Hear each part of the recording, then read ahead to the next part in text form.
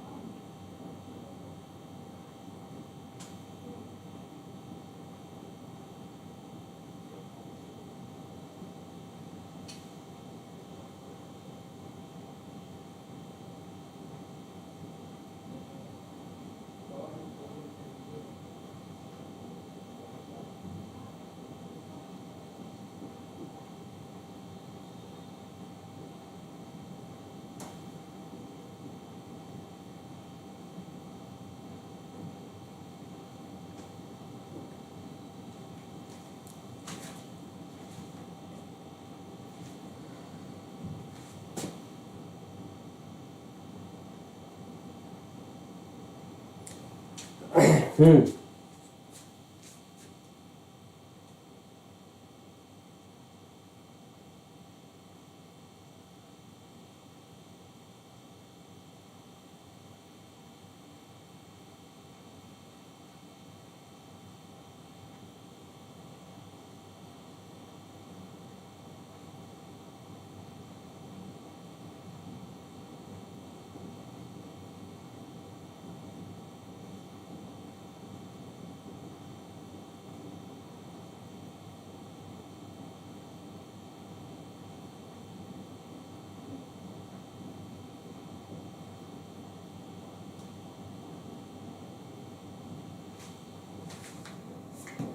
चलो गाइस, शुरू करते हैं हम लोग। आज क्वेश्चंस करेंगे, ढेर सारे क्वेश्चंस करेंगे।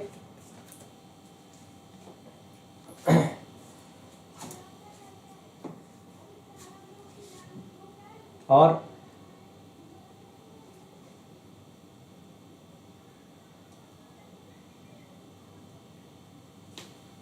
ठीक है, शुरू करते हैं हम लोग। कल तक मुझे याद है जो आप लोगों को मैंने समझा दिया था, कहाँ तक? इन रेडियस और सरकम रेडियस तक, है ना। और आज हम लोग उसके आगे पढ़ने वाले हैं। इन रेडियस सरकम रेडियस कराने के बाद आगे पढ़ने वाले हैं।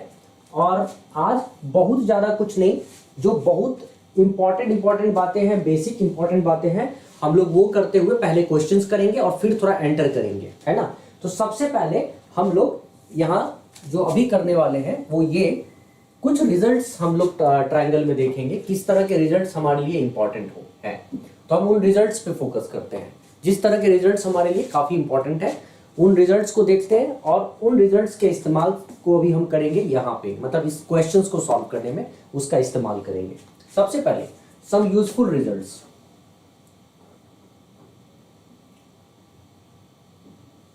सम यूजफुल रिजल्ट्स।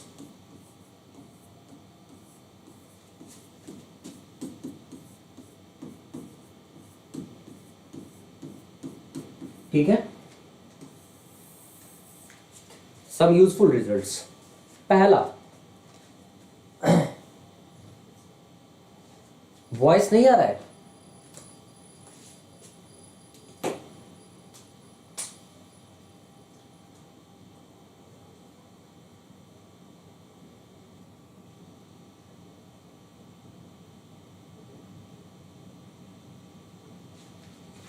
अब आ रहा है सौरभ? अब ठीक है?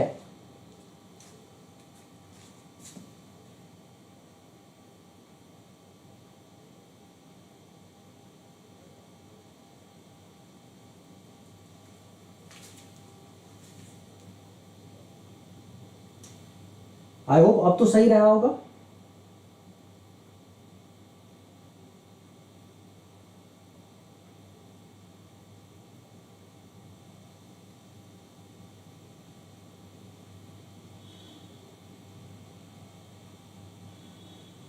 ठीक है ना। ओके, तो शुरू करें, आगे बढ़े। हाँ अब तो ठीक है, चलो क्वेश्चन करते हैं। कुछ यूजफुल रिजल्ट्स वगैरह मैं अभी दिखाने जा रहा हूं, देखो। उसके बाद आज हम लोग ढेर सारे क्वेश्चंस करने वाले हैं, ठीक है। तो we will be focusing on questions आज। पहली चीज तो ये कि पहला रिजल्ट जब तुम देखोगे तो तुम्हें ये देखने को मिलेगा, अगर एक ट्रायंगल है हमारे पास, देखना, अगर हमारे पास एक ट्रायंगल है ABC नाम का, ठीक है, जिसमें हमें एंगल ए दे रखा है, ये एंगल ए दे रखा है, right. ABC is a triangle in which angle A has been given and angle A has been given, है ना, एंगल A दे रखा है।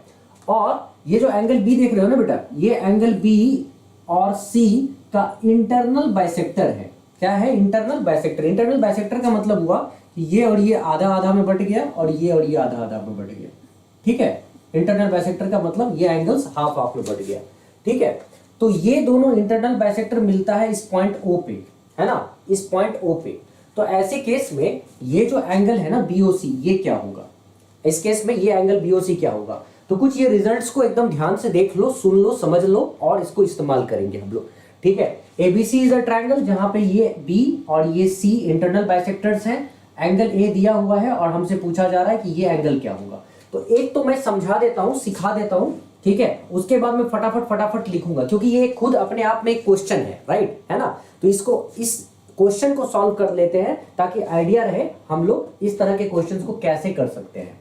देखो बच्चे, पहली चीज जो हम लोग यहाँ पे करने वाले हैं वो ये कि अगर ये ABC ट्रायंगल है, ठीक है, ABC ट्रायंगल है, तो मैं यहाँ पे मान लो इसको लिख लेता हूँ A1 एंगल 1, यहाँ पूरा का पूरा इसको पूरे लिख लेता हूँ एंगल 2 और ये पूरा का पूरा लिख लेता हूँ एंगल 3, ठीक है।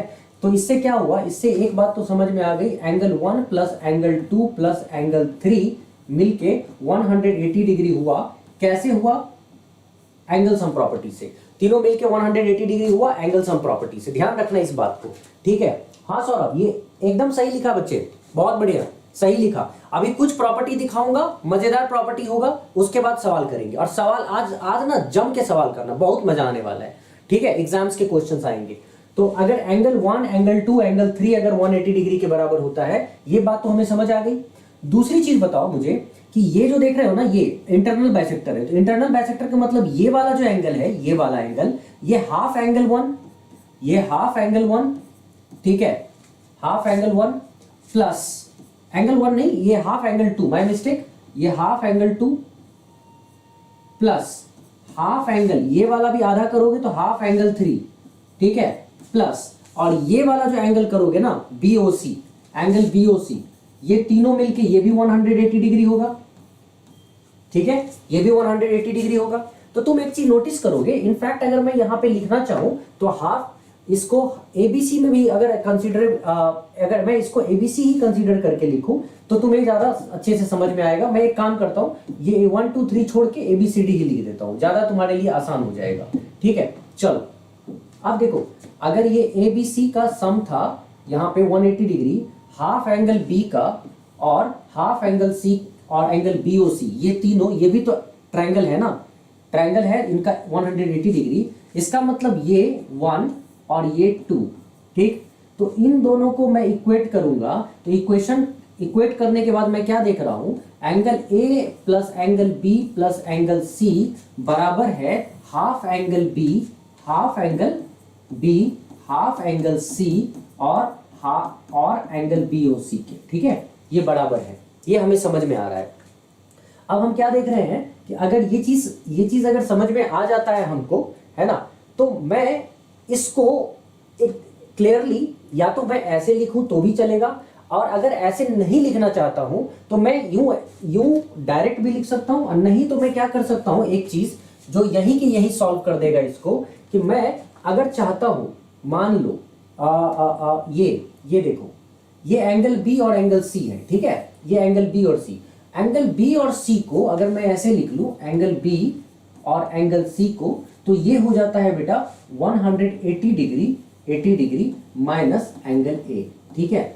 और इसकी वजह से जब आप इसमें 2 से डिवाइड करते हैं दोनों साइड, तो ये 1/2 से जब आप इसको डिवाइड करोगे तो ये हो जाएगा 1/2 common angle B plus angle C, और ये भी डिवाइड हो जाएगा 1/2 से, तो 1/2 डिवाइड होने के बाद क्या हो गया, ये 90 डिग्री और ये एंगल a/2। ठीक है, मतलब जहां हमें half angle B plus half angle C होगा वहां मैं उसके जगह पे क्या लिख दूंगा, 90 degree minus half angle A. ठीक है, बड़ा सिंपल था ये, हाफ एंगल ए। तो मैं अगर यही चीज यहां देखूं तो मान लो कि मैं इसको छोड़ू, इस लाइन को हटा दूं। ठीक है, इसको करने पे फिर हम लोगों को पूरा सॉल्व करना पड़ जाएगा, इससे बेटर है यहीं पे रख दो। तो half angle B plus half angle C के जगह पे मैं लिखूंगा 90 degree minus half angle A. ठीक है, 90 degree minus half angle A, और इसीलिए इसको 90 degree minus half angle A plus angle B और सी को तुमने क्या लिखा, 180 डिग्री, है ना। तो हमें क्या निकालना था, हमें एंगल बी ओ सी निकालना था। तो अगर मैं अगर एंगल बी ओ सी निकालना चाहता हूं तो एंगल बी ओ सी क्या हो जाएगा बच्चे, 180 डिग्री तो मेरे पास है ही, ये 90 डिग्री को उधर शिफ्ट करो, माइनस 90 डिग्री हो जाएगा, और ये हाफ एंगल ए को उधर शिफ्ट करो, प्लस 1/2 एंगल ए हो जाएगा। ठीक है, तो इससे क्या हुआ, 180 डिग्री माइनस 90 डिग्री, ये 90 डिग्री आ गया, और ये प्लस हाफ एंगल ए आ गया, हाफ एंगल ए। ठीक है, तो ये जो एंगल बाइसेक्टर है ना, ये बहुत इंपॉर्टेंट है, ये बहुत इंपॉर्टेंट है, ये चीज हमको समझना पड़ेगा। ये पूरा का पूरा मैंने ये प्रूफ क्यों कर दिया, ये मैंने दिखा इसलिए दिया कि एग्जाम में जो क्वेश्चन आता है ना, अगर हमको ये याद नहीं भी हो तो हमें कोई फर्क नहीं पड़ता है। अगर याद नहीं भी हो तो कोई फर्क नहीं पड़ता है, हम सीधा सीधा अप्लाई कर सकते हैं इसको। कैसे अप्लाई कर सकते हैं कि हमको अगर ए बी सी दिया हुआ है जिसमें बी और सी इंटरनली बाइसेक्ट कर रहा है एंगल बी, बी ओ और सी ओ इंटरनली बाइसेक्ट कर रहा है एंगल बी को और एंगल सी को, तो एंगल बी ओ सी क्या होगा, तो ये तुमसे कोई पूछेगा तो 90 डिग्री प्लस हाफ एंगल ए।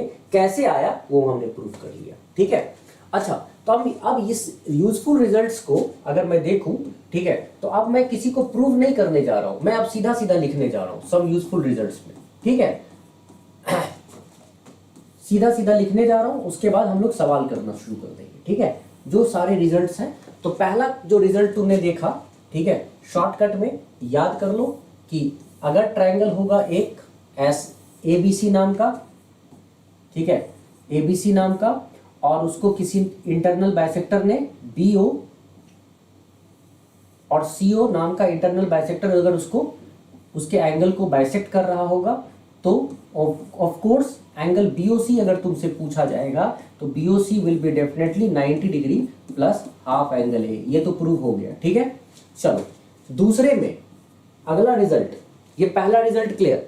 अब अगला रिजल्ट कहता है कि अगर ट्रायंगल कुछ ऐसा हो, एबीसी नाम का ट्रायंगल हो, ठीक है, ये एबीसी ट्रायंगल हो, लेकिन एबीसी ट्रायंगल हो लेकिन ये इंटरनली बाइसेक्ट ना करे, ये इंटरनली बाइसेक्ट ना करे, ये मान लो AB को प्रोड्यूस कर दिया हमने, ठीक है, और AC को प्रोड्यूस हमने कर दिया। प्रोड्यूस करने के बाद मान लो इसको हमने AB को D तक प्रोड्यूस किया, ठीक है, और इसको E तक प्रोड्यूस किया। सपोज इसको प्रोड्यूस करने के बाद ये जो एक्सटर्नल बाइसेक्ट कर रहा है ना, ये एंगल को CBD को, ये लाइन एक्सटर्नली बाइसेक्ट कर रहा है यहाँ पे, और इसको भी एक्सटर्नली बाइसेक्ट कर रहा है, किसको, BCE को एक्सटर्नली बाइसेक्ट कर रहा है, मतलब ये एंगल इसके बराबर और ये एंगल इसके बराबर हो रहा है। तो ये भी अगर O पर मिल रहे हो, एक्सटर्नल बाइसेक्टर अगर यहाँ पे देखा जाए, एंगल का एक्सटर्नल बाइसेक्टर O पर मिल रहे हो, तो हमसे एंगल BOC पूछा जा सकता है। और ऐसे केस में जब हमको एंगल BOC पूछा जाएगा ना बेटा, तो ऐसे केस में हमको क्या करना पड़ेगा, 90 डिग्री माइनस हाफ एंगल ए। जहां पे आपने प्लस किया था, इंटरनल बाइसेक्टर होने की वजह से हमने यहाँ पे क्या किया था, प्लस किया था, राइट। तो जहां पे एक्सटर्नल बाइसेक्टर है ना, एक्सटर्नली बाइसेक्ट कर रहा है, वहां पे हम लोग को क्या करना पड़ेगा, 90 डिग्री तो रखना ही है, लेकिन माइनस एंगल ए रखना पड़ेगा, माइनस 1/2 एंगल ए। ये बात क्लियर है। ये हो गया 2, ठीक है, ऐसे तुम्हारे 2 रिजल्ट्स हो गए। अब आ जाओ तीसरे रिजल्ट पे। हम लोग 4 रिजल्ट देखेंगे और शुरू हो जाएंगे, ठीक है। तीसरा रिजल्ट कहता है बच्चे, तीसरा रिजल्ट कहता है, मैं नए पेज में कर देता हूं, थर्ड रिजल्ट कहता है कि अगर मेरे पास ये है ट्रायंगल ABC, मेरे पास ये है ट्रायंगल ABC, ठीक है, और इस BC को मैंने एक्सटेंड कर दिया D तक, कोई भी एक साइड BC को मैंने एक्सटेंड कर दिया D तक। और अब क्या होता है कि मैं B को इंटरनली डिवाइड कर रहा हूं B को, और B को डिवाइड किया गया, ठीक है, और दो इक्वल पार्ट्स में, ये जो एंगल बाइसेक्टर है B का ये, और ठीक उसी वक्त जब C को एक्सटर्नल बाइसेक्ट किया गया, ठीक है, ध्यान से सुनो, इंटरनली B इंटरनली बाइसेक्ट हुआ और C एक्सटर्नली बाइसेक्ट हुआ, एक्सटर्नली बाहर बाइसेक्ट हुआ, तो ये जाकर यहां मिलता है, ठीक है, कहीं किसी पॉइंट पे मिलते हैं जिस पॉइंट का नाम हम E कहते हैं, ठीक है, इस पॉइंट का नाम E कहते हैं। तो ऐसे केस में जब भी हमसे पूछा जाएगा ये वाला एंगल ना, तो हमेशा याद रखना, जब internal bisector of B and external bisector of C दोनों किसी पॉइंट पे मिलते हैं E पे, तो उस केस में जब एंगल तैयार होता है ना BEC नाम का, वो हमेशा इक्वल होता है, वो हमेशा क्या होता है, हाफ होता है ये एंगल के, एंगल BAC के। हमेशा ध्यान रखना इस बात का, ठीक है। कब होगा ऐसा, ये प्रॉपर्टी कब होगा, ये रिजल्ट कब लगेगा, जब एक ट्रायंगल होगा मेरे पास, उस ट्रायंगल में एंगल B है, एंगल B को इंटरनली बाइसेक्ट किया, तो जो लाइन इसको, जो एंगल बाइसेक्टर होगा ना इसका, इंटरनल एंगल बाइसेक्टर, उसको लेते जाओ आगे, ठीक है, और एंगल C को मैंने ACD एक्सटर्नल बाइसेक्ट किया, तो दोनों किसी पॉइंट पर मिलते हैं, उस जगह पे जो एंगल बन रहा होता है मतलब BAC, वो हाफ होता है एंगल BAC ने BEC, वो हाफ होता है एंगल BAC के। ये बहुत ही ज्यादा इंपॉर्टेंट है, ठीक है, इसको हमको ध्यान रखना है।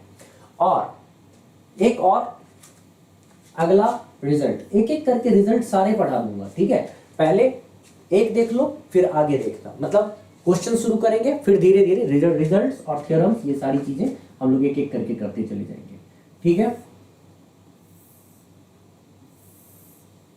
चलो, ये है ट्रायंगल, ठीक है, ये है ट्रायंगल ABC, समझना बेटा, ये है ट्रायंगल ABC। इस ट्रायंगल में हमने एक एल्टीट्यूड डाला, एल्टीट्यूड का मतलब होता है जो 90 डिग्री बनाए, एल्टीट्यूड डाला AD नाम का, AD क्या है, एल्टीट्यूड, ठीक उसी ट्रायंगल में मैं एक एंगल बाइसेक्टर भी खींचूंगा।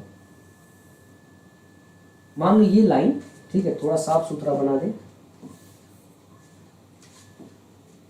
ये है AE नाम का, ये AE नाम का एंगल बाइसेक्टर है, ये वाला लाइन को तुम कहोगे एंगल बाइसेक्टर, माने एक ही ट्रायंगल में दोनों है, एल्टीट्यूड भी है और एंगल बाइसेक्टर भी है, ठीक है। तो ये जो एंगल देख रहे हो ना, ये वाला एंगल, कौन सा एंगल, DAE, एंगल DAE, ये इक्वल होता है half this angle B minus this angle C, half angle B minus angle C। ये ध्यान से देख लो, अच्छे से समझ लो, ठीक है। कौन सा एंगल, याद रखना, कौन सा ट्रायंगल है बेटा, ये ट्रायंगल कौन सा है, कोई सा भी, मतलब ये जरूरी नहीं है कि इक्विलेटरल हो, आइसोसेलेस हो, ये सब जरूरी नहीं है, बस कोई सा भी ट्रायंगल है, ABC एक ट्रायंगल है, और इस ट्रायंगल में AD नाम का एल्टीट्यूड है, और वहीं पे एंगल बाइसेक्टर भी है। एंगल बाइसेक्टर का यहाँ पे मतलब क्या हुआ, जिसने एंगल को बाइसेक्ट किया, ठीक है, A एंगल को बाइसेक्ट किया दो पार्ट में, इक्वल पार्ट्स में, ठीक है। तो ये इसके बीच में, ठीक बीचों बीच एक एंगल बन रहा है, किसके बीच, DA और ये E के बीच, DA, तो ये क्या होता है, half angle B minus C। क्या सबके समझ में आ गई बात, इतनी बातें समझ में आ गई, आगे बढ़ूं, हाँ, चलो आगे बढ़ते हैं हम लोग। अब हम लोग चलते हैं सवाल पे, पहले हम कुछ क्वेश्चंस करेंगे, उसके बाद मैं BPT, basic proportionality theorem, mid point theorem, Apollonius theorem, इन सब में एंटर करूंगा, ठीक है। चलो अब सवाल करेंगे, इतनी सारे 4 रिजल्ट्स हो गए, इंपॉर्टेंट रिजल्ट्स, अब बाकी के रिजल्ट्स हम लोग बाद में करने वाले हैं। हम करते हैं शुरू क्वेश्चन, आ जाओ पहला क्वेश्चन से शुरू करो, फटाफट करो क्वेश्चन। एक क्वेश्चन मैं तुम्हें समझा देता हूं, बता देता हूं, और फिर हम लोग साथ मिलकर करते हैं। G is the centroid of the equilateral triangle ABC. If AB equal to 10 centimeter, then the length of AG. अब देखो तो बेटा एक बात समझो तो, ठीक है, एक बात समझो और मुझे बताओ कि अगर G कोई इक्विलेटरल ट्रायंगल मेरे पास है, ठीक है, कोई भी इक्विलेटरल ट्रायंगल मेरे पास है ABC नाम का, कितना साधारण सा सवाल है, जिसमें AB 10 सेंटीमीटर है, तो एक बात तो कंफर्म है ना कि AB 10 सेंटीमीटर है, तो ये इक्विलेटरल ट्रायंगल में सारे के सारे साइड्स 10 सेंटीमीटर होंगे। ये बात हमको कंफर्म हो गई, ठीक है। और अगर ये बात कंफर्म हो गई कि सारे साइड्स हमारे 10 सेंटीमीटर के हैं, ठीक है, 10 सेंटीमीटर के हैं, तो हमसे पूछा जा रहा है कि लेंथ ऑफ AG, जहां पे G सेंट्रॉइड है। अच्छा, G सेंट्रॉइड का सीधा सीधा मतलब ये हुआ कि इस ट्रायंगल में जो आप ये लाइन बनाओगे ना, मीडियन, ठीक है, तो मीडियन बनाओगे तो यही मीडियन आपका क्या होगा, चूंकि इक्विलेटरल ट्रायंगल है इसीलिए यही मीडियन आपका एल्टीट्यूड भी होगा, यही मीडियन आपका एंगल बाइसेक्टर भी होगा, यही मीडियन आपका परपेंडिकुलर बाइसेक्टर भी होगा। तो इसका मतलब यहाँ जो आप पॉइंट देख रहे हैं ना जी, ठीक है, ये है सेंट्रॉइड, ठीक है, ये है सेंट्रॉइड। और यहाँ सेंट्रॉइड क्या करता है, 2:1 रेशियो में डिवाइड करता है मीडियन को। तो हमें पूछा जा रहा है कि अगर AB 10 सेंटीमीटर है तो लेंथ ऑफ AG क्या होगा, AG लेंथ क्या होगा। तो कल मैंने पढ़ाया था AG लेंथ का मतलब होता है सर्कम रेडियस। मतलब अगर मैंने ट्रायंगल के चारों ओर इर्द गिर्द अगर यूं बना दिया, ठीक है, सर्कल बना दिया, तो इसने सर्कम रेडियस, ये जो लेंथ बन गया ये सर्कम रेडियस बन गया, ठीक है। और जिन बच्चों को सर्कम रेडियस का फॉर्मूला डायरेक्ट पता है तो वो सर्कम रेडियस का डायरेक्ट फॉर्मूला निकाल के, ठीक है, AG का लेंथ निकाल लेगा। और सर्कम रेडियस का फॉर्मूला क्या था, सर्कम रेडियस था बेटा side of equilateral triangle upon √3, ठीक है, अपॉन √3। तो इसका मतलब साइड ऑफ इक्विलेटरल ट्रायंगल हमारे पास 10 था, नीचे में √3। और अगर 10 अपॉन √3 आंसर है तो ठीक, अगर नहीं है तो हमें क्या कर लेना चाहिए, रैशनलाइज जैसे ही करूंगा √3/√3 से, तो आ जाएगा 10√3/3 सेंटीमीटर, और ये हो जाएगा हमारा आंसर। बहुत आसान सा सवाल था, मैंने तुरंत तुम लोगों को ये बता दिया। अब तुम लोग खुद से करोगे, ठीक है, बहुत सारा क्वेश्चन तुम लोग को करना पड़ेगा, है ना।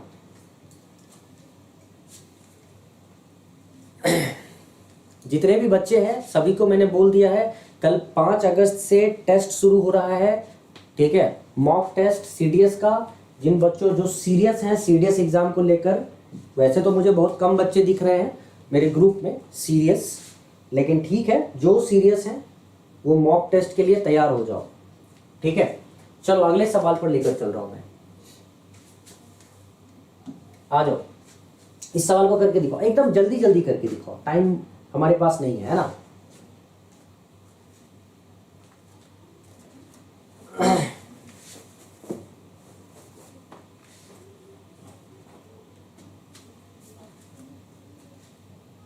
ठीक है, मतलब मैं अपने ग्रुप में देख रहा हूं टेस्ट के लिए बहुत ज्यादा सीरियस बच्चे नहीं दिख रहे हैं मुझे।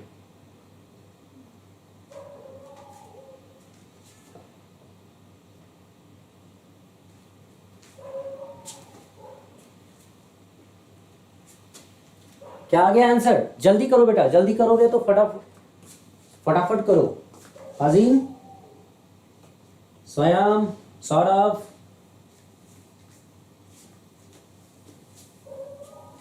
देखो कितना सिंपल सा क्वेश्चन है। Radius of an equilateral triangle, in radius of an equilateral triangle is of length 3 centimetre, then the length of each its median.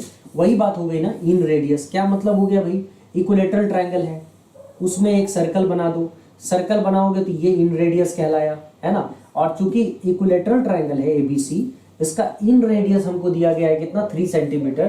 तो हमें अच्छे से पता है ना इक्विलेटरल ट्रायंगल में ये पूरा का पूरा जो लेंथ होता है यही तो मीडियन कहलाता है।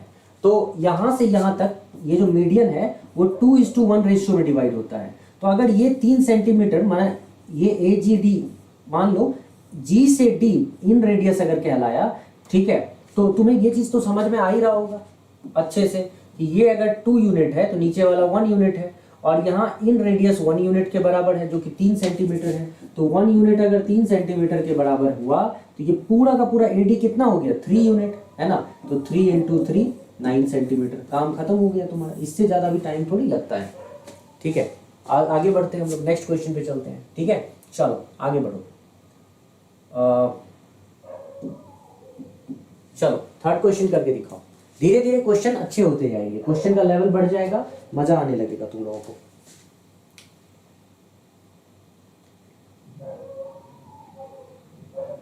ठीक है, जल्दी से फटाफट।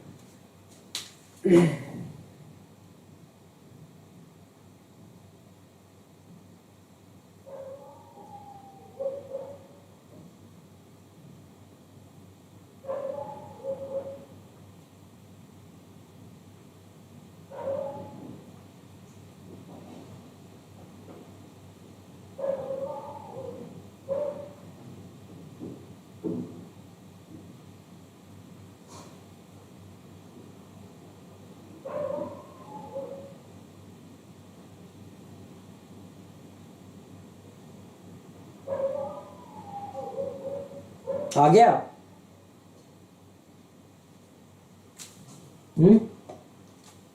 क्या आया? देखो तो, ABC is a triangle, equilateral triangle and D is a point on BC such that AD perpendicular to BC, है ना। अब ये चीज तुमको मैं समझा देता हूं, ध्यान से सुनना। अगर यहाँ पे ABC, यहाँ ABC अगर इक्विलेटरल ट्रायंगल है और D is a point on BC, D अगर कोई पॉइंट है BC पे और ऐसे है D कि AD परपेंडिकुलर हो, अगर AD परपेंडिकुलर हो BC पे, ठीक है, देन यहाँ इनमें से कौन सा सही है। AB BD का रिलेशन पूछ रहा है, माने ये AB और ये BD का रिलेशन पूछ रहा है। कितना साधारण सा रिलेशन पूछ रहा है बेटा। अगर किसी भी एक साइड को मान लेता हूँ, यहाँ पे A है, मान लो कोई भी एक साइड A है, ऑफ कोर्स अगर ये एक साइड A है तो ये दूसरा भी A रहेगा और तीसरा भी A रहेगा, है ना, A रहेगा। तो ऐसे केस में ये वाला जो BD है, चूंकि इक्विलेटरल ट्रायंगल में ये एल्टीट्यूड हाफ हाफ में इसको डिवाइड, एल्टीट्यूड ही मीडियन कहलाता है, इसीलिए हाफ हाफ में डिवाइड होगा, और ये हाफ में डिवाइड होगा तो ये क्या हो जाएगा, A/2 हो जाएगा। तो AB और BD का रेशियो क्या हो गया, A एंड A/2, ठीक है। तो यहाँ कट जाएगा तो 2/1 का रेशियो हो गया, दैट इज 2:1, AB:BD। मतलब इतना भी करने की जरूरत क्या है, मुझे ये बताओ ना। ये भी क्यों करूं मैं, इतना भी मैं क्यों करूं, मैं एक काम सीधा सीधा कर देता हूँ, हमारा काम आसान हो जाएगा, ठीक है। इतना भी नहीं करूंगा मैं क्या करूंगा, इक्विलेटरल ट्रायंगल मुझे पता है अच्छे से, तो मैं इक्विलेटरल ट्रायंगल का एक साइड 2 यूनिट मान लूंगा। तो अगर एक साइड 2 यूनिट है तो ये भी 2 यूनिट है, ये भी 2 यूनिट है ना। तो ये कितना हो जाएगा, 1 यूनिट हो जाएगा, आधा हो जाएगा, क्योंकि ये मीडियन की तरह काम करेगा एल्टीट्यूड, इसीलिए AB और BD का रेशियो 2:1 हो जाएगा। सीधी सी बात है, बड़ा ही सिंपल सा सवाल था, इसमें टाइम लगने वाली कोई बात नहीं है। चलो आगे बढ़ते हैं, नेक्स्ट क्वेश्चन पे चलते हैं। इस क्वेश्चन को करके देखो। The sides of a triangle are in the ratio 3:4:6. The triangle is, आ जाओ जरा बताओ तो, इसमें कौन मुझे इसका आंसर करेगा।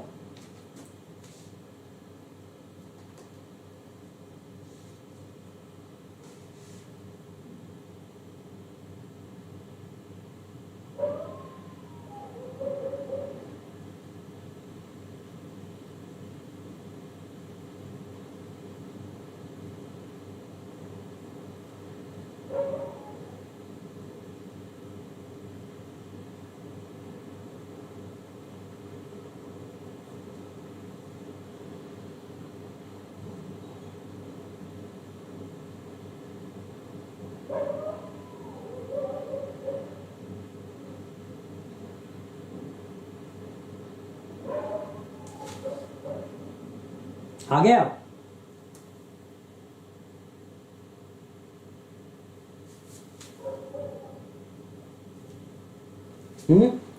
आ गया किसी का? अजीम क्या है आंसर आया, जल्दी बताओ स्वयं फटाफट, क्या आंसर आया।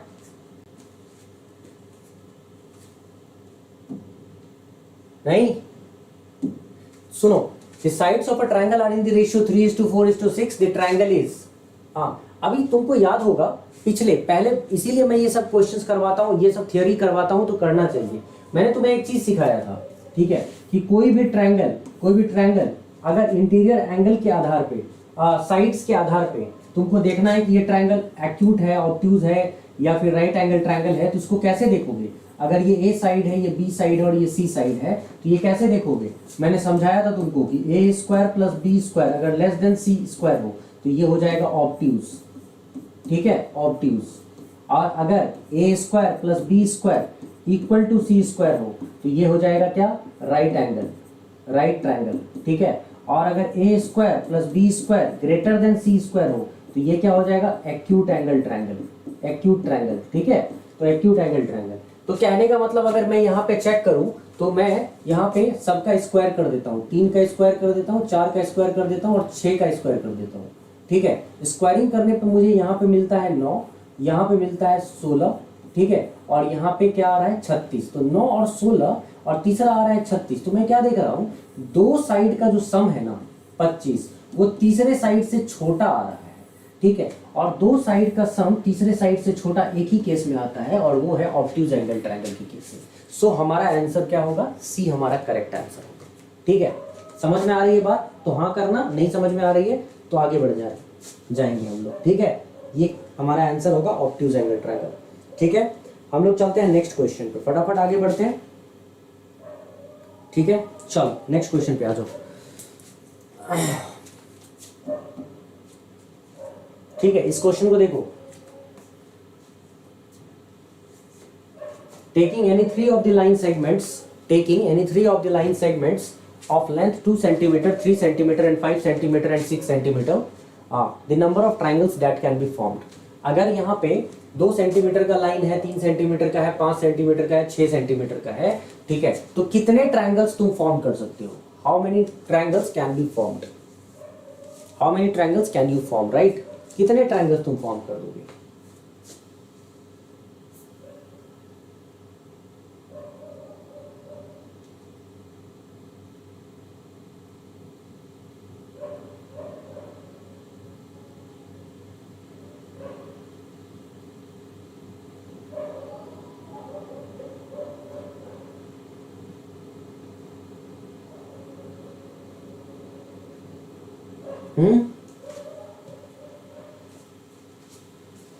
देखें, देखो, taking any three of the line segments out of segments of length 2 centimetre, 3 and 5 centimetre and 6 centimetre.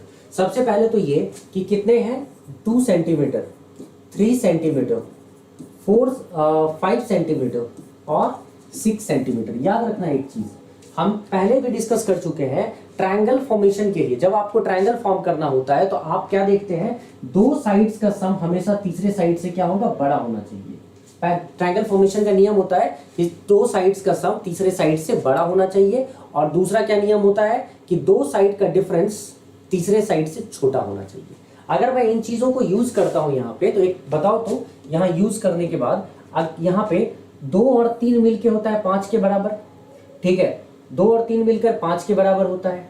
तो ये 2 और 3 और 5, ठीक है, ये तो ट्रायंगल फॉर्म नहीं कर सकते हैं, है ना, बराबर। कम से कम 2 और 3 का जो सम है ना वो 5 से कम होना चाहिए, ये तो नहीं कर सकते।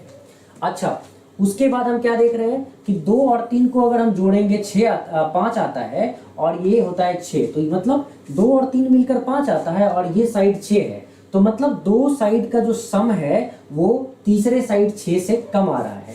तो ये ना तो 2 3 5 का बन सकता है, ना ही 2 3 6 का बन सकता है, ठीक है। तो अब क्या बचा, तो अब बचा ये तीनों, 3 5 6 बचा, ठीक है, 3 5 6, क्यों, 5 3 8, 6 से कम है, 6 5 11, ठीक है, 5 3 8 6 से ज्यादा है, ठीक है, 6 5 11 3 से ज्यादा है ना, 6 3 9 5 से ज्यादा है, ये तो कंडीशन है ही। इसका उल्टा डिफरेंस वाला में भी काम करेगा, ये डिफरेंस में भी काम करेगा। तो ये हो सकता है, और दूसरा कौन सा हो सकता है, 2 हो सकता है, 5 हो सकता है और 6 हो सकता है, मतलब 2 ट्रायंगल्स आप फॉर्म कर सकते हैं, इसीलिए आपका आंसर बी होना चाहिए, ठीक है। हाँ बिल्कुल सही, बिल्कुल सही, ठीक है। आगे बढ़ते हैं हम लोग, है ना, चलो चलो चलो फटाफट आगे बढ़ो, स्पीड। 6th नंबर क्वेश्चन, अब क्वेश्चन करेंगे बेटा, बट जम के क्वेश्चंस करेंगे, जम के क्वेश्चन करेंगे, मजा आएगा। If the length of the sides of a triangle are in the ratio 4:5:6 and in radius of the triangle is 3 centimeter, then the altitude of the triangle corresponding to the largest side at base is, ठीक है। मैं इसका shortcut भी सिखाऊंगा, लेकिन उससे पहले इस सवाल को खुद से करके देखो, ट्राई करके देखो, मजा आएगा, ठीक है। खुद से ट्राई करोगे ना, आनंद उठाओगे। जल्दी से करके दिखाओ मुझे, फटाफट करके दिखाओ, मैं वेट कर रहा हूं तुम लोग के आंसर का। Come on, get it fast.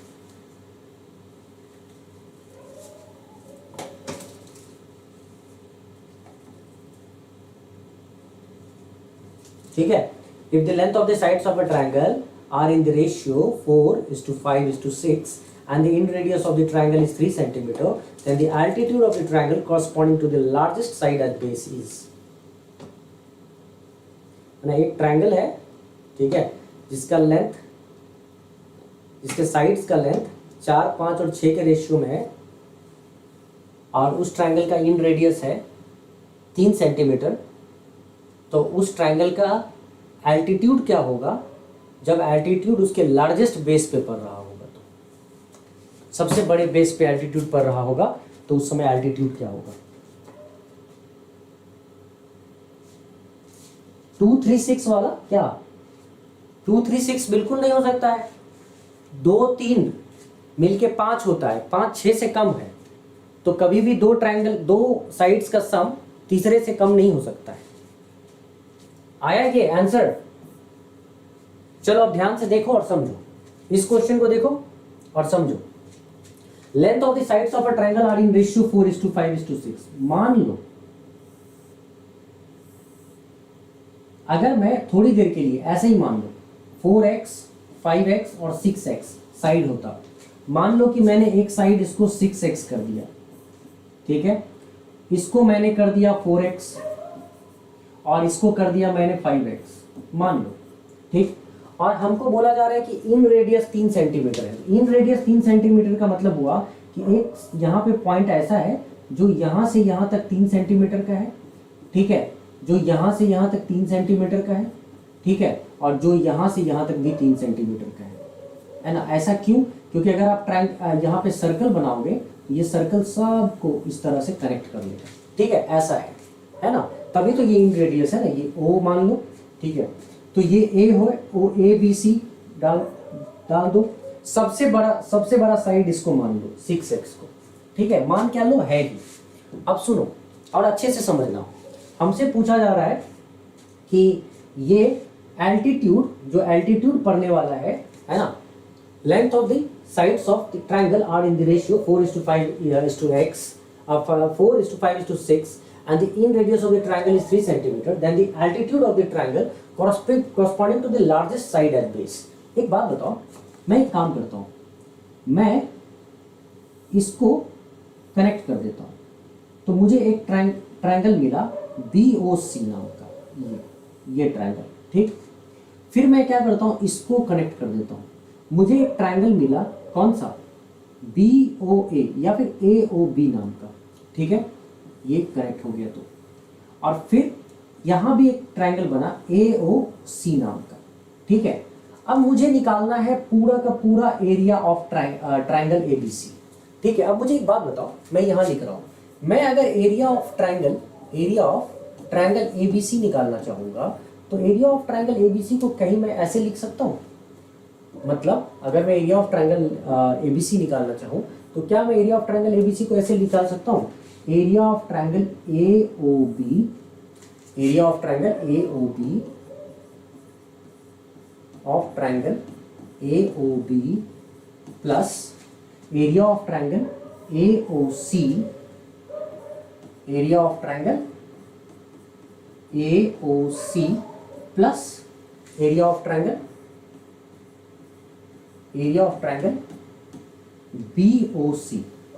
BOC, ठीक है, ये होता है ना, ठीक है।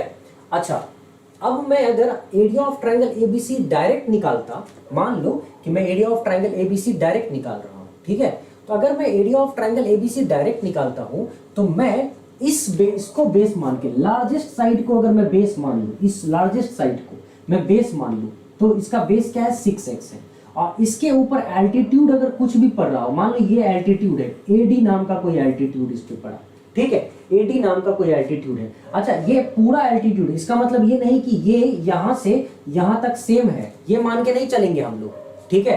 तो एल्टीट्यूड मान लो कि AD नाम का कुछ है, या इसको बस एल्टीट्यूड क्या हाइट लिख लो, है ना, तुम्हारी मर्जी, जैसे लिखना है वैसे लिखो, AD छोड़ो, मान लो कि एल्टीट्यूड है।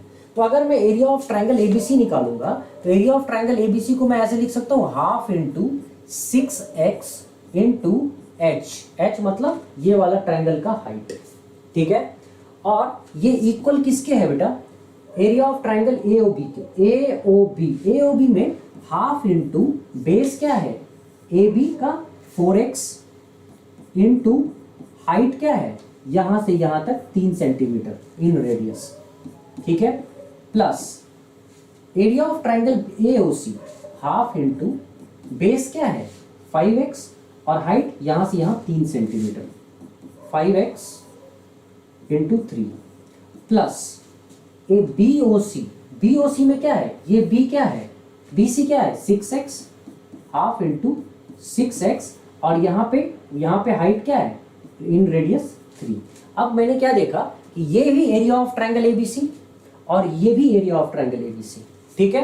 तो जब मैं यहाँ से सब में से कॉमन निकालूंगा तो मुझे 1/2 और x कॉमन बनता हुआ दिख रहा है, तो मैंने 1/2 और x को, ठीक है, 1/2 और x को कॉमन ले लिया तो मुझे क्या दिखा, देखो तो यहाँ पे 6h, यहाँ पे 6h, यहाँ पे 1/2 और x जैसे ही कॉमन लिया तो मुझे 4 गुना 3, ठीक है। और इनफैक्ट यहाँ पे क्या है x 1/2 x और ये 3 सब में कॉमन है ना, मुझे ये 3 कॉमन लेना पड़ेगा। यहाँ पे ठीक से देखो और यहाँ से 3 कॉमन निकालो तो 1/2 x इंटू 3, तो यहाँ पे क्या बचा 4 प्लस 5 प्लस 6, ठीक है। अब देखो ये x और x कट गया, 1/2 और 1/2 कट गया, ठीक है। तो ये बचा 6h इक्वल टू 5 4 9 6 15, 15 गुना 3 45, ठीक है। और इसीलिए h इक्वल टू क्या आ गया 45/6, मतलब 3 गुना 2 6 और 15 या 45 मतलब 7.5 सेंटीमीटर, ठीक है। तो 7.5 सेंटीमीटर, तो हमारे पास ए हमारा करेक्ट आंसर मिला 7.5 सेंटीमीटर।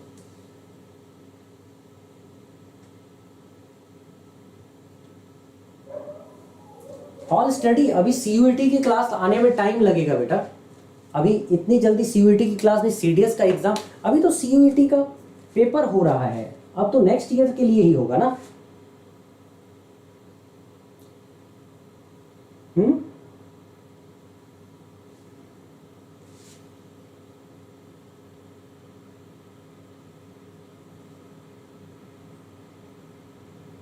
है ना,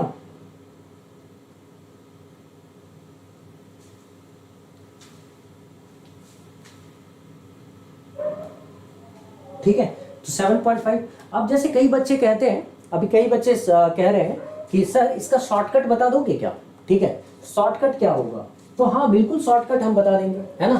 कैसे शॉर्टकट इसका लगाएंगे, देखो अगर मुझे इसी सवाल को करना पड़े, इसी सवाल को, तो मैंने एक चीज नोटिस किया, मैंने क्या नोटिस किया कि 1/2 तो गया, ये x का कोई मतलब नहीं बनता, x को तो वैसे भी कैंसल आउट होना पड़ेगा, कैंसल आउट, तो ये x नहीं भी रखते तो चलता, कोई फर्क नहीं पड़ता, तो 1/2 भी गया, ठीक है। तो at the end of the day ultimately मैं क्या देख रहा हूं कि जो लार्जेस्ट बेस था ना 6, हाँ वो उसके साथ जो हाइट था वो मल्टीप्लाइड है, और बाकी जो पेरीमीटर ऑफ ट्रायंगल है, मतलब 4 5 6 तीनों का जोड़ ट्रायंगल, और उसको इन रेडियस से मल्टीप्लाई कर दिया गया है और दोनों को इक्वेट कर दिया गया है, ठीक है। तो इससे अगर मुझे अगली बार से कोई पूछेगा ना कि क्या एल्टीट्यूड होगा ट्रायंगल का लार्जेस्ट बेस पे, स्मॉलेस्ट बेस पे, जो भी बेस पे पूछेगा, तो अगर लार्जेस्ट बेस पे पूछा जाएगा तो 6, ठीक है, स्मॉलेस्ट पे पूछा जाएगा 4, मीडियम पे पूछा जाएगा 5। बस करना क्या है कि जो इन रेडियस होगा, अगर आप इन रेडियस को किससे रिप्रेजेंट करते हैं, आर से, तो इन रेडियस को आपको पेरीमीटर से ऑफ ट्रायंगल से गुना करना पड़ेगा, और पेरीमीटर ऑफ ट्रायंगल से गुना करके जो लार्जेस्ट बेस है ना जिस पे आप देखना चाहते हो उससे डिवाइड कर दो, आपको डायरेक्ट हाइट आ जाएगा, एल्टीट्यूड आ जाएगा। करके देख लो तो आर है आपका 3, ठीक है, 3 सेंटीमीटर, पेरीमीटर है 5 4 9 6 15, ठीक है, गुना कर दो 15, और लार्जेस्ट बेस है 6, तो 3 दूनी 6, देखो तो 15/2, एक ही बार में आंसर आ गया 7.5, ठीक। अब अगर समझ में आ गया तो तुरंत हो जाएगा, ओके, ठीक है। टेस्ट टेस्ट लेना है अगर बेटा, तो टेस्ट को तो आप लोगों को बता दिया गया है ना। टेस्ट के लिए कुमार मैथमेटिक्स ऐप पे जाओ, वहाँ पे CDS2 2022 का टेस्ट मिल जाएगा, है ना। उसका लिंक इसकी डिस्क्रिप्शन में, ये जो आप क्लास देख रहे हो ना, उसके डिस्क्रिप्शन में ऑलरेडी शेयर किया हुआ है ना। चले आगे बढ़े, नेक्स्ट क्वेश्चन पे चलते हैं। ये आसान सा सवाल था, लेकिन थोड़ा टाइम टेकिंग होता है, अगर सीख जाओगे तो फटाफट हो जाएगा। तो ABC is a triangle, the bisectors of the internal angle B and external angle C intersect at D. If angle BDC equal to 50 degree, then angle A is। ठीक है, देखो वही सवाल आया ना, अभी अभी मैंने तुम्हें बताया था, रिजल्ट बताया था, वही सवाल बन के आ गया। ठीक है, चलो इस सवाल को करके दिखाओ मुझे जल्दी से, फटाफट करके दिखाओ।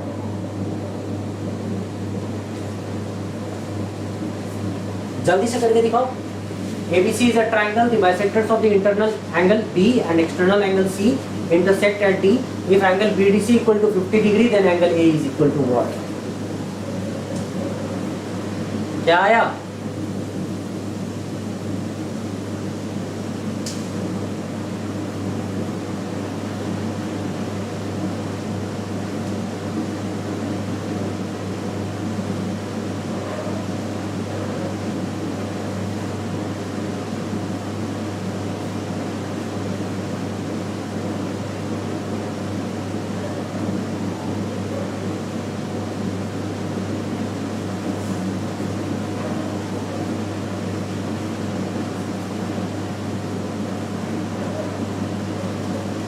चलो ज्यादा समय नहीं, चेक करें क्या? आओ चेक करते हैं। ABC is a triangle, the bisectors of the internal angle B and external angle C intersect at D। देखो एक चीज समझो, ये है ट्रायंगल ABC, ABC हमको क्या बोला गया है? Bisector of the internal angle B, ये इंटरनल एंगल B का बाइसेक्टर, ठीक है, आधा आधा बांट रहा है एंगल को। एंड एक्सटर्नल एंगल C, ये है एक्सटर्नल एंगल C को ऐसे बढ़ा दो और इसका बाइसेक्टर ऐसे, ठीक है, ये आगे कटेगा, एक दूसरे को काटेगा, ठीक। तो यहाँ पे एंगल बनाया, angle B and external angle C intersect at D, ये D पे इंटरसेक्ट कर रहे हैं। तो बताया जा रहा है कि अगर एंगल BDC माने ये एंगल 50 डिग्री है, 50 डिग्री है, तो एंगल A क्या होगा? तो 50 डिग्री अगर ये है तो एंगल ए हो जाएगा 100 डिग्री, डबल हो जाएगा। अभी अभी क्लास के शुरू में मैंने पढ़ाया था ना, समझाया था ना, क्या समझाया था कि कभी भी अगर एक ट्रायंगल हो, उसमें एक एंगल का इंटरनल बाइसेक्टर और दूसरे सामने वाले एंगल का एक्सटर्नल बाइसेक्टर किसी पॉइंट पे मिल रहे हो, तो वहां जो एंगल बनेगा उसका जस्ट डबल एंगल बनेगा इसके साथ, ठीक है। तो 50 डिग्री अगर ये 100 डिग्री। खत्म करो कहानी, आगे बढ़ो। अगर तुम्हें रिजल्ट पता नहीं होता तो क्या होता? ठीक है, क्या होता? कोई बहुत बड़ी बात नहीं हो जाती, जहर नहीं खा लेते तुम, लेकिन ये है कि दुखद बात होती कि आसान सा क्वेश्चन तुमसे छूट जाता है ना। चलो आगे बढ़ते हैं। If the circumcenter of a triangle lies outside it, then triangle is। देखो CDS का क्वेश्चन है, दिखाओ जरा, करके दिखाओ मुझे, देखें जरा, कम ऑन, गेट इट फास्ट, करके दिखाओ। If the circumcenter of a triangle lies outside it, then the triangle is। किसी भी ट्रायंगल का सर्कमसेंटर अगर बाहर में हो, ठीक है, सर्कमसेंटर बाहर में हो, तो ट्रायंगल कौन सा होगा? वो कितना टाइम लगाओगे? ऑब्ट्यूज, सौरभ ने बोला ऑब्ट्यूज, एकदम सही बताया सौरभ ने, एकदम सही बताया, ठीक है, बहुत बढ़िया। सीधी सी बात है ना बेटा, सीधी सी बात है। सर्कमसेंटर किसको कहते थे? सर्कमसेंटर हम कहते हैं जब सारे परपेंडिकुलर बाइसेक्टर किसी भी एक पॉइंट पे मिल रहे हो, इंटरसेक्ट कर रहे हो, है ना। Correct, correct. तो इसका मतलब क्या हुआ? इसका मतलब क्या हुआ? इसका मतलब हुआ कि मेरे पास कोई भी ऑब्ट्यूज एंगल ट्रायंगल है, मान लो मेरे पास कोई भी ऑब्ट्यूज एंगल ट्रायंगल है, मैंने ऑब्ट्यूज एंगल ट्रायंगल बनाया, ठीक है, ऐसे देखो, ऐसे अगर मैं यहाँ पे परपेंडिकुलर बाइसेक्टर बनाना चाहूंगा तो कुछ तो ऐसा परपेंडिकुलर बाइसेक्टर बनेगा, ऐसे। अगर मैं यहाँ पे बनाना चाहूंगा तो कुछ तो ऐसा परपेंडिकुलर बाइसेक्टर बनेगा, ऐसे। और यहाँ पे बनाना चाहूंगा तो ऐसे बनेगा, ठीक है। ये देखो तो ये तीनों कहाँ पे, किस पॉइंट पे मिल रहे हैं, इस पॉइंट पे, यहाँ पे। इसका मतलब ये हो जाएगा सर्कमसेंटर, बाहर बना ट्रायंगल के, और इसीलिए ये ऑब्ट्यूज एंगल ट्रायंगल होगा। क्या समझ में बात आ रही है? सीधी सीधी सी बात है, बहुत ही साधारण सा क्वेश्चन था। ऑब्ट्यूज एंगल का ही सर्कमसेंटर बाहर होता है। चलो नेक्स्ट क्वेश्चन पे आ जाओ। तुम लोग को आवाज ठीक से सुनाई दे रहा है ना? कोई प्रॉब्लम तो नहीं हो रही है? ऑडियो क्लियर है ना? बताना मुझे।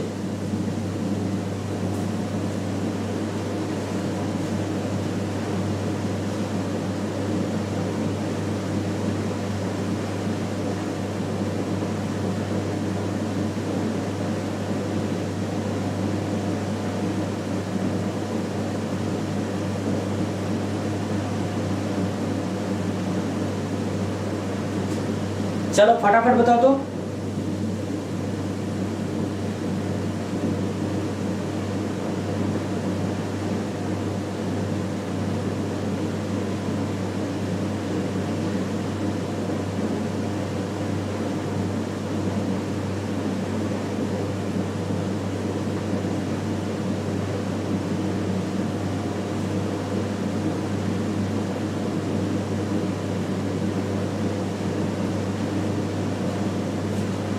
चेक करें।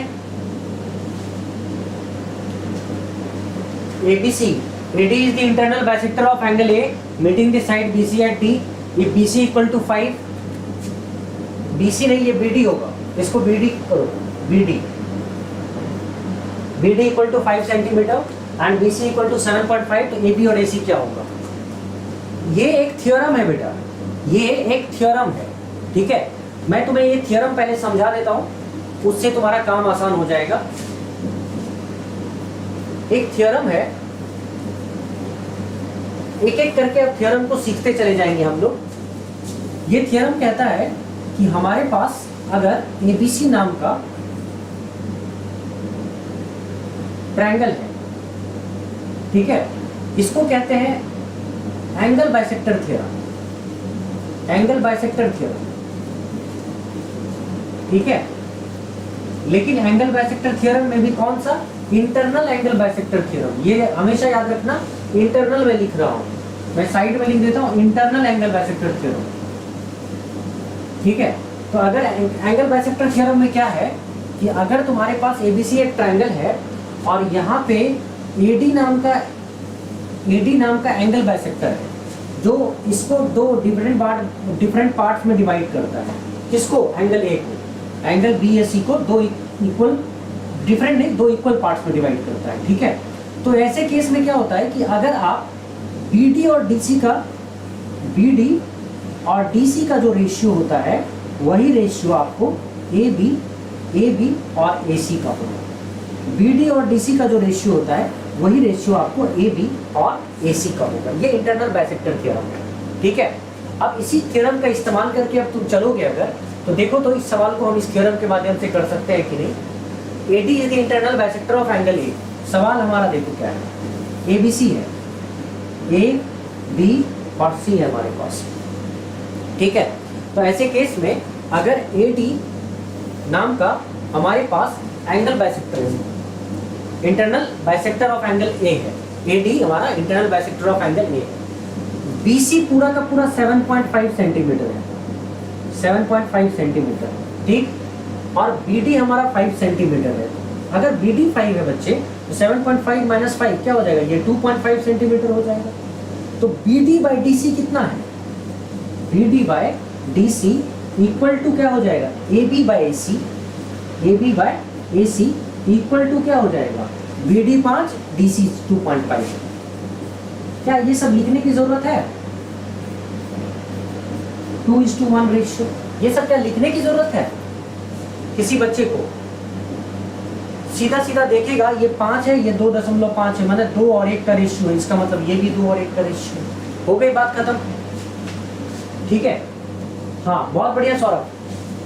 चलो आगे बढ़ते हैं, नेक्स्ट क्वेश्चन पे चलते हैं। इस क्वेश्चन को करो। हाँ, थोड़ा सा कैलकुलेट करना पड़ेगा लेकिन अच्छा रहेगा, जल्दी से करके दिखाओ, जल्दी से करके दिखाओ फटाफट।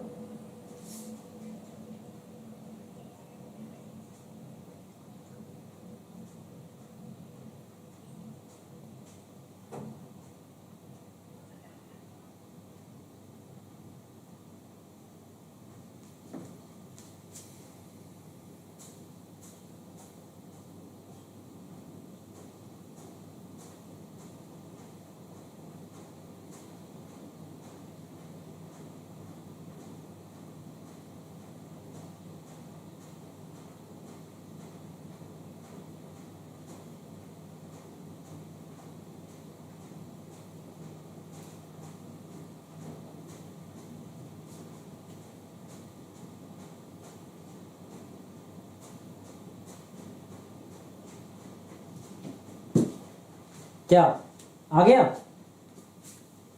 आया फटाफट। If the three angles of a triangle are x plus 15 degree, 6x upon 5 plus 6 degree and 2x by 3 plus 30 degree, then the triangle is isosceles, right angled, equilateral. क्या होगा? इतना टाइम लगाओगे इक्वेट करने में, कैलकुलेट करने में इतना समय?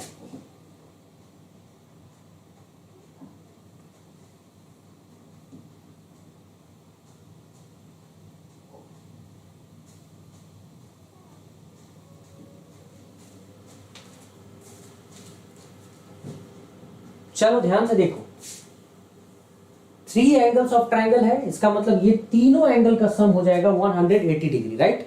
तीनों एंगल का सम हो जाएगा 180 डिग्री, मतलब ये 15 plus 6 21 plus 30, at least 15 plus 6 plus 30, ये तुमको टोटल कितना हो गया 51 डिग्री।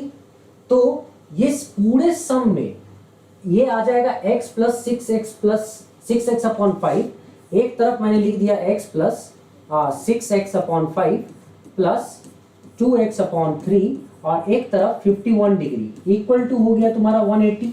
अच्छा, ये 51 डिग्री को इधर पहले ही शिफ्ट कर दो, मान लो मैं इधर शिफ्ट कर देता हूं, तो 180 डिग्री में से 51 डिग्री पहले ही उधर कर दो आराम से, तो क्या हो जाएगा 180 डिग्री माइनस 51 डिग्री, ठीक है, ये हो जाएगा 129 डिग्री। इसको सॉल्व कर लेते हैं, ये 15 तो 15x 5 3 जा सो 6 3 जा 18x 3 5 जा सो 10x इक्वल टू 129 डिग्री, ठीक है। तो ये हो गया कितना टोटल, अगर देखोगे 25 प्लस 18 43 और इधर 43x equal to 129 multiply 15, so x equal to 129 into 15 upon 43। Solve करो, ये हो जाता है 3 टाइम्स 45, तो x क्या आ गया 45 degree.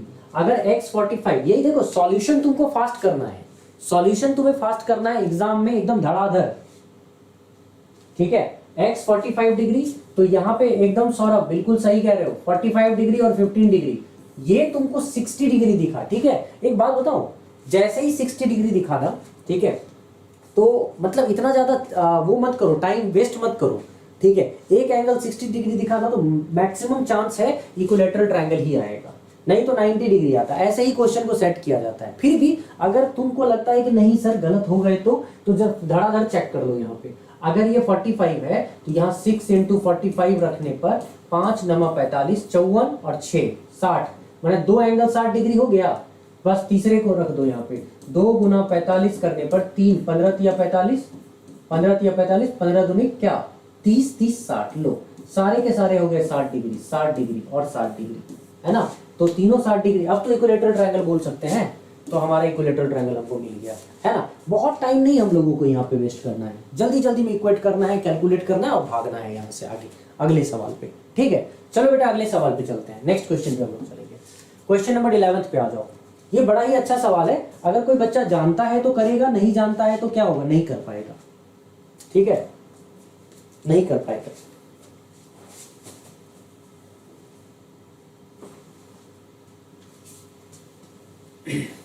For an equilateral triangle, the ratio of the in radius and the x radius is,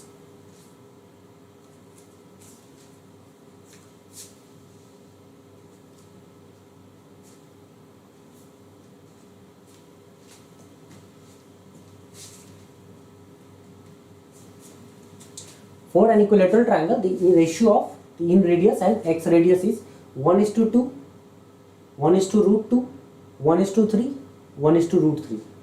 कौन बताएगा इस सवाल का? मुझे जो आंसर कर देगा मैं समझ जाऊंगा बच्चे में दम है। सौरभ यादव आंसर आया 1:2, अजीम का आंसर आया 1:2। Okay fine. और कोई? और कोई?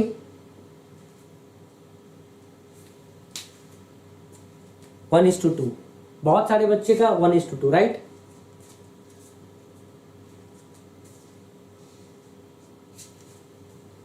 ए सौरभ का आ रहा है ए, राइट। और कोई जो आंसर देना चाहता है? करण, स्वयं, और कोई है जो आंसर देना चाहता है? अरे कुछ तो बदलो। नहीं, ऊंची बोली लगा सकते हो तो लगाओ। नहीं, सेम बोली लगेगा, ठीक है। तो 1:2, तो ये है गलत आंसर, ठीक है। ध्यान से सुनना मेरी बात को, ये है गलत आंसर। अब एक चीज समझो, यहां पे इन रेडियस और ये सरकम रेडियस नहीं है, ये एक्स रेडियस है, ठीक है। ये सरकम रेडियस नहीं है बेटा, ये है एक्स रेडियस। अब मैं तुम्हें ये समझाता हूं ये होता क्या है, थोड़ा सीख लो, जीवन भर काम आएगा। एक ट्रायंगल है, ठीक है, एक ट्रायंगल है। इस ट्रायंगल के अंदर, ये स्केलिन ट्रायंगल है, इसके अंदर आप सर्कल रखते हो, ठीक है। तो जब आप इस ट्रायंगल के अंदर सर्कल रखते हो तो इस ट्रायंगल में ये जो देख रहे हो, ये यहां से यहां तक, सपोज ये ओ है, ओ डी, ये इन रेडियस कहला रहा है क्योंकि ये इन सर्कल है, राइट। सर्कल में आप इसको इन सर्कल कहते हो, इन सर्कल, और ये इन रेडियस कहलाता है, जो कल हम लोग पढ़े थे, ठीक है। जब आप थोड़ा सा आगे बढ़ते हैं तो आप क्या करते हो कि एक ट्रायंगल बनाते हो, ठीक है, और चारों तरफ से उसको एक सर्कल से घेर देते हो। मतलब मैं एक काम करता हूं ना, ऐसे करने से बेटर है, मैं एक सर्कल बनाता हूं,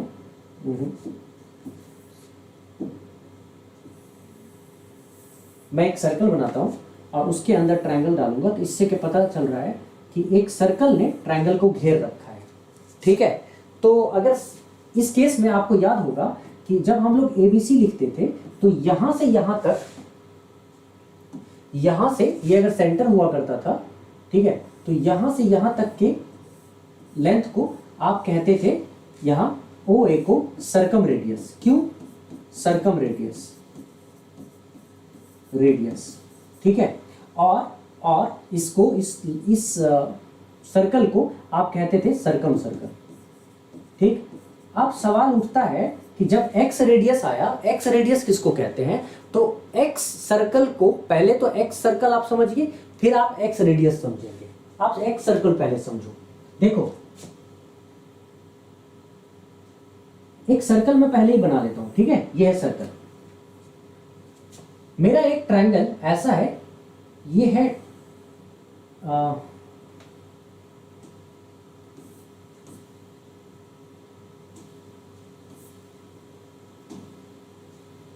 देखो,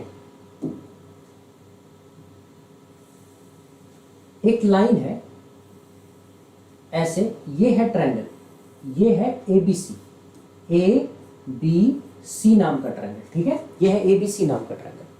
अभी क्या होता है कि मैं इस AB को आगे बढ़ा देता हूं, ठीक है, जो कि सर्कल को टच करता हुआ निकल रहा है, और AC को आगे बढ़ा देता हूं जो कि सर्कल को टच करता हुआ निकल रहा है, ठीक है। अब क्या होता है कि ये जो देख रहे हो ना, मान लो कि ये D है, ये E है, ठीक है।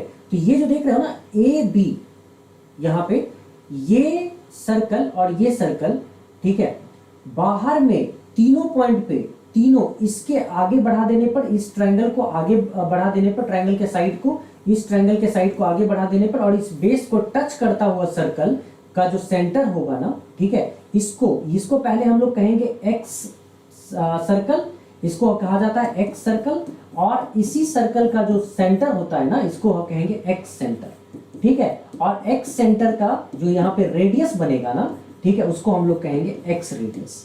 अब तुम्हारे मन में सवाल आएगा कि सर एक्स रेडियस को मतलब क्या हुआ, एक्स रेडियस को कैसे पहचाने। ठीक है, एक्स रेडियस को पहचानने का तरीका अभी मैं बता रहा हूं तुमको। एक्स रेडियस को पहचानने का तरीका होता है कि जब ए का, ठीक है,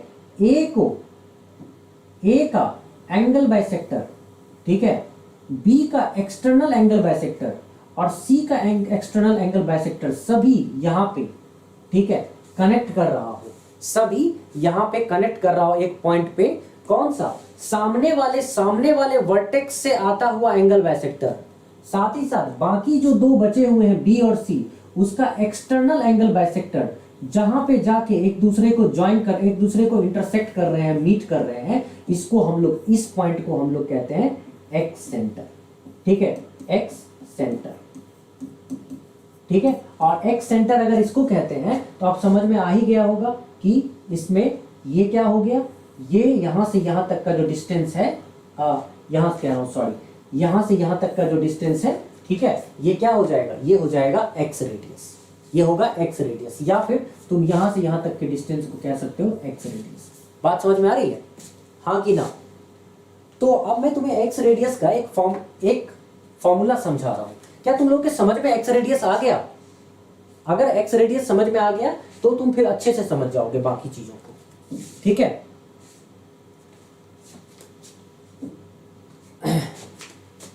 तो अगर तुमने एक्स रेडियस समझ लिया तो क्या था हम लोग के लिए, बड़ा ही सिंपल सा कॉन्सेप्ट था। ठीक है, बड़ा ही सिंपल सा कॉन्सेप्ट था। हम लोग बहुत ही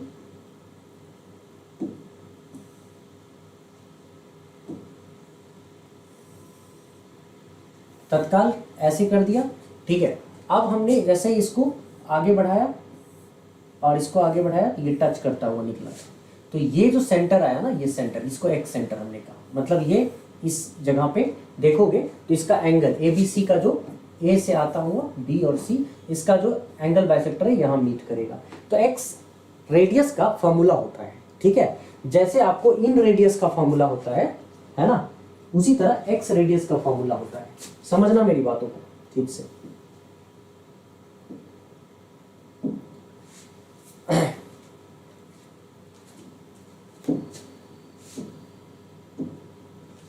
किसी भी स्केलिन ट्रायंगल में अगर इन रेडियस का आपको फॉर्मूला पूछा जाता है तो आप कहते हो कि इन रेडियस का फॉर्मूला है area of triangle divided bye semi perimeter. ठीक है, area of triangle divided bye semi perimeter. उसी तरह जब आपको कभी भी एक्स रेडियस माने यहां से लेकर यहां तक का डिस्टेंस पूछा जाएगा, ठीक है, तो एक्स रेडियस का फॉर्मूला होता है area of triangle divided by S minus A. अच्छा, अब s माइनस ए क्यों, सेमी पेरीमीटर माइनस ए क्यों? अगर ऐसा तुमसे a इसलिए क्योंकि तुम इस वर्टेक्स से a से डाल रहे हो। ठीक है, a से यहां डाल रहे हो। अगर यही चीज b से कर रहे होते, माने इधर कर रहे होते, तो ऐसे बनता। ठीक है, तो फिर यहाँ पे सर्कल किधर बनता, इस तरफ सर्कल बन रहा होता, ऐसा सर्कल बन रहा होता। ठीक है, ऐसा बन रहा होता। तब जब हम यहाँ पे एक्स रेडियस निकालते तो ये होता area of triangle by S minus B. क्या होता, एस माइनस बी। तत्काल हम चूंकि ए से डाल रहे हैं, ठीक है, और इसका वो मिल रहा है कौन, बी एक्सटर्नल, इसका जो एंगल बाइसेक्टर है और एक्सटर्नल एंगल बाइसेक्टर सी का मिल रहा है, इसीलिए हम यहाँ पे एस माइनस ए कर रहे हैं क्योंकि इसके सामने क्या है, एंगल ए है और एंगल ए के सामने वाला साइड होता है स्मॉल ए। तो एक्स रेडियस आपका होता है area of triangle divided by S minus A. अच्छा, अब हमको ये चीज अब समझ में आ ही गई है बात, तो हम इसको देखते हैं। हमारे पास ये चीज जब समझ में आ गया तो अब हम लोग सीधे क्वेश्चन पे चलते हैं। ठीक है, तो क्वेश्चन से तुम्हें अच्छे से समझ में आ जाएगा ये क्या है, और आज के बाद ये याद कर लेना तुम। ये इक्विलेटरल ट्रायंगल की बात हो रही है। तो जब आप इक्विलेटरल ट्रायंगल की बात कर रहे हैं तो इक्विलेटरल ट्रायंगल में आप इन रेडियस जब निकालोगे तो इन रेडियस क्या होगा, इन रेडियस ऑफ इक्विलेटरल ट्रायंगल होगा सपोज इक्विलेटरल ट्रायंगल का एरिया अपॉन सेमी पेरीमीटर। हमें पता नहीं सेमी पेरीमीटर क्या है इक्विलेटरल ट्रायंगल का, तो जो भी सेमी पेरीमीटर होगा, सपोज इक्विलेटरल ट्रायंगल का साइड, अगर इक्विलेटरल ट्रायंगल का साइड ए है तो सेमी पेरीमीटर होता है 3a/2, राइट, 3a/2। ठीक है, तो ये पूरा का पूरा क्या आ गया, 2 area of triangle divided bye 3a। ठीक है, ये हो गया आपको इन रेडियस। ठीक उसी वक्त जब आप एक्स रेडियस निकालना चाहोगे तो आपको एक्स रेडियस कैसे निकलेगा, एक्स रेडियस निकलेगा area of triangle divided by S minus A. S क्या है, एस माइनस ए मतलब सेमी पेरीमीटर, सेमी पेरीमीटर क्या है 3a/2 और माइनस ए, इसका मतलब ये क्या हो गया, ये area of triangle divided by ये आ गया 3a minus 2a that is a/2, इसका मतलब ये हो गया a ऊपर चला जाएगा 2 area of triangle by a। तो यहाँ पे इन रेडियस आपका आ गया 2 area of triangle bye 3a और यहाँ पे x रेडियस आपका आ गया 2 area of triangle by a। और जैसे ही हम इसको यहाँ पे निकालेंगे, इसका रेशियो निकालेंगे in radius to x radius, तो इन रेडियस हो जाएगा बेटा हमारा 2 area of triangle bye 3a और x रेडियस हमारा आ जाएगा 2 area of triangle by a। ठीक है,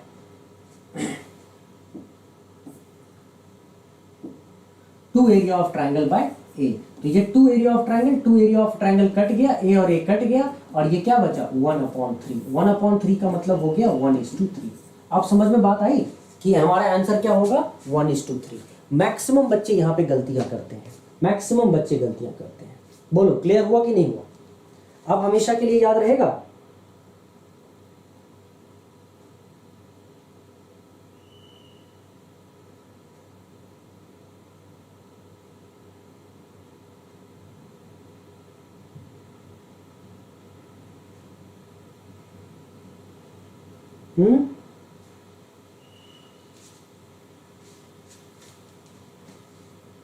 क्या कहते हो, याद रहेगा? समझ में बात आई? किसी को कोई दिक्कत भी हुई तो आज के बाद से हमेशा याद रखना, कोई in radius to circum radius अगर कोई पूछे तो 1:2। ठीक है, लेकिन in radius to ex radius कोई पूछे तो 1:3। ठीक है, 1:3। बात समझ में आ रही है?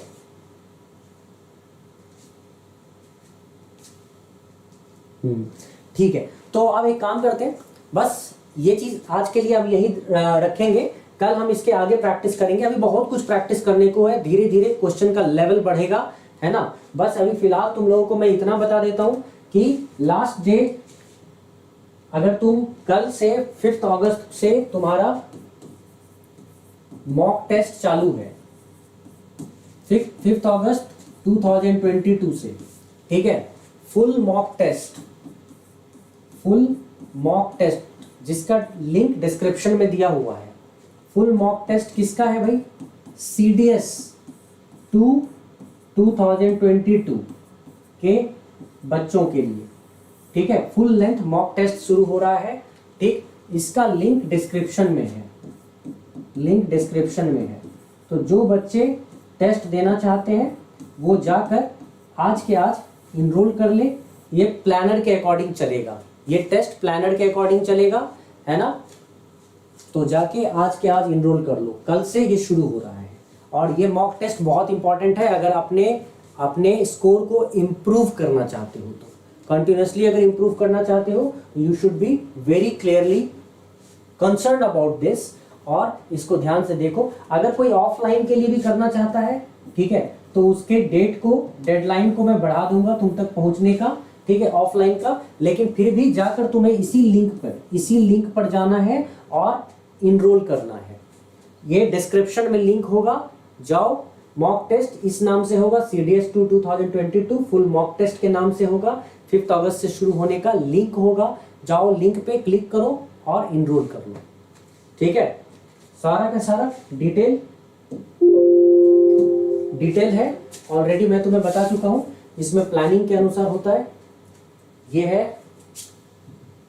है टेस्ट प्लानर, 5 अगस्त से शुरू हो रहा है, दिख रहा होगा तुम्हें, देख रहे हो। 5 अगस्त से पूरा planner for test series CDS 2022 mathematics full length test Kumar mathematics के तुम्हारे ऐप पे मिल जाएगा। प्लानर 5 अगस्त, 7 अगस्त, 10 अगस्त, 13 अगस्त, इस तरीके से तुम्हारा लास्ट मॉक टेस्ट 27 अगस्त नहीं 30 अगस्त को, 10th मॉक टेस्ट है 30 अगस्त को, ठीक है। और ये बहुत ही इंपॉर्टेंट फुल लेंथ है, इसीलिए बहुत ज़्यादा इंपॉर्टेंट है ना। तो थोड़ा सा ध्यान दो, समझो बात को। जल्दी जाओगे तो सही रहेगा, बाद में करने की कोशिश करोगे तो एक ही बार इतना सारा कर पाने में असमर्थ महसूस करोगे, है ना। इसीलिए जाओ करो, मेहनत करो। चलो गाइस, मिलते हैं हम लोग नेक्स्ट क्लास में। Thank you so much, enjoy करो तब तक। See you, take care, bye bye and जय हिंद।